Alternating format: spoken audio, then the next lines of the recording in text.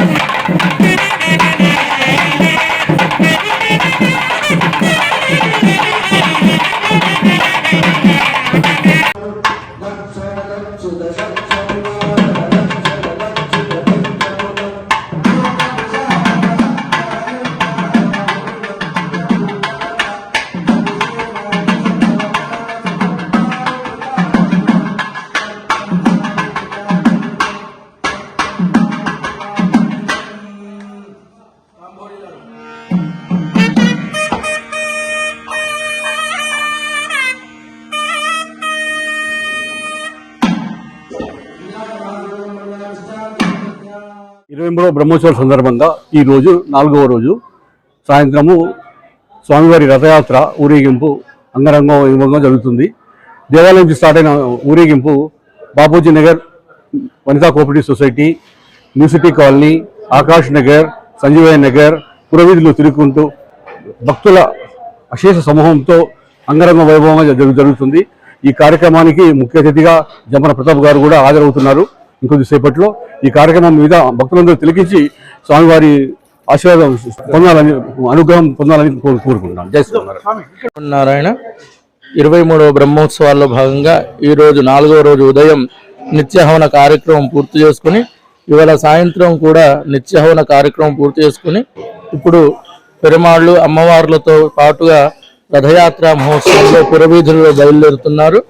ఈ తర్వాత ఈ రోజు రథయాత్ర ముగించుకుని రేపు ఉదయం 108 కలశములతో పంచామృతాలతో అభిషేక కార్యక్రమం, అలాగే మహాపూర్ణాహుతి కార్యక్రమం ఉంటుంది. అలాగే రేపు సాయంత్రం శ్రీ పుష్పయాగంతో ఈ బ్రహ్మోత్సవ కార్యక్రమం పూర్తవుతుంది. ఈ బ్రహ్మోత్సవానికి భక్తులు అధిక సంఖ్యలో వచ్చి స్వామివారి కృపా కటాక్షాలు స్వీకరిస్తుందిగా జయిస్తున్నారు.